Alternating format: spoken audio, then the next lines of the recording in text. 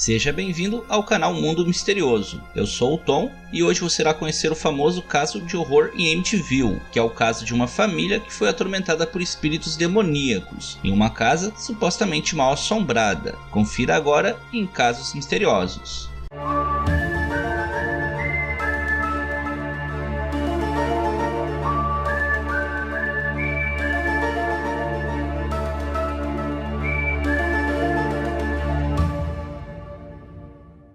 O caso de horror em Amityville teve como foco uma casa localizada na vila Amityville, na cidade de Babylon, no estado de Nova York, nos Estados Unidos. No ano de 1974, uma família de 7 pessoas morava na casa. O casal Ronald DeFeo, sua esposa Louise e os filhos Dawn, Allison, Mark, John e Ronald DeFeo Jr.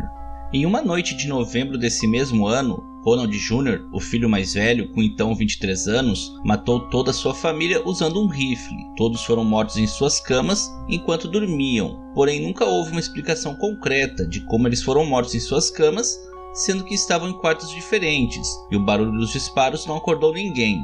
A polícia não encontrou vestígios de que poderia haver mais de um atirador, nem de que as vítimas reagiram ou tivessem sido drogadas. Além disso, também não havia vestígios de que os corpos tivessem sido movidos até as camas. Segundo o próprio assassino, ele matou sua família porque ouvia vozes que o diziam para os matar, e assim ele o fez e acabou sendo condenado a passar o resto de sua vida na prisão. Agora, no ano seguinte, uma outra família se mudou para casa, a família Lutz, que era composta pelo casal George e Caitlin e seus filhos Christopher, Daniel e Missy.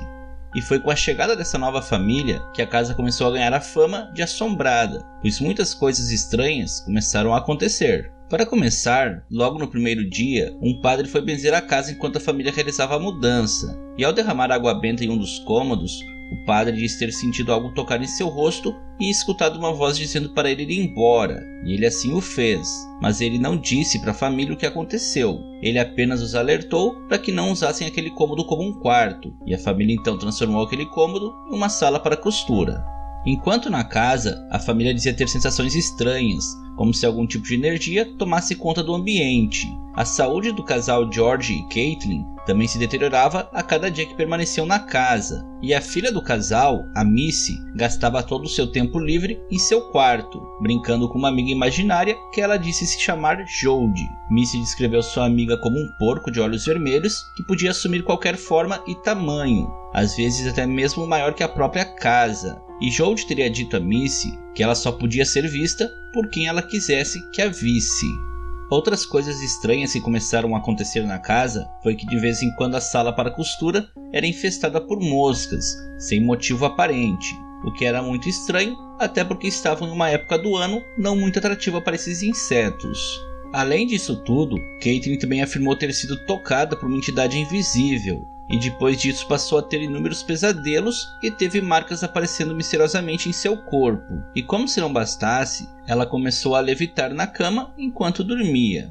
E quanto a George, ele começou a acordar todas as noites às 13h15 da madrugada, que coincidentemente ou não, é a hora em que a polícia acredita que a família DeFeo foi assassinada. Além disso, em uma das noites, ele acordou e viu sua esposa transformada em o que parecia ser uma bruxa de aproximadamente 90 anos de idade, o que teria o deixado aterrorizado. Em determinado momento, a família tentou contactar um padre local por telefone, mas sempre que tentavam, o telefone misteriosamente se desligava. Falhando em contactar o padre, a família então resolveu usar um crucifixo e andaram pela casa orando, e então eles ouviram inúmeras vozes perguntando simultaneamente se eles iriam parar.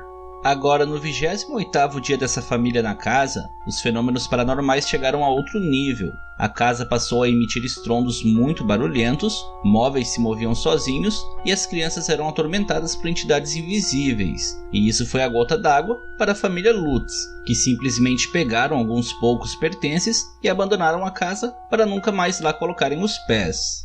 Algumas semanas depois, um repórter que cobriu os acontecimentos convidou 2 amigos para investigarem os fenômenos na casa. Essas 2 pessoas eram nada mais e nada menos do que Ed e Lorraine Warren, demonólogos muito famosos na época e ainda hoje. Os Warrens então montaram uma equipe que consistia de investigadores, repórteres e parapsicólogos. Durante a investigação, em um certo momento, Ed estava no porão e, ao provocar os espíritos com citações religiosas, uma força invisível o derrubou no chão e Lorraine dizia sentir uma forte presença demoníaca no local. E algo muito interessante que a equipe dos Warrens conseguiu foi essa foto onde eles capturaram o que parecia ser uma criança com os olhos brilhantes, espiando a equipe a partir do segundo andar da casa. E também interessante é que essa criança lembra o John, que era um dos meninos da família da Phil que foi assassinado na casa. E ao término da investigação, os Warrens acabaram descobrindo coisas interessantes a respeito da propriedade onde a casa foi construída. Primeiro, eles descobriram que o terreno chegou a pertencer a um homem chamado John Ketchum, que era um praticante de artes negras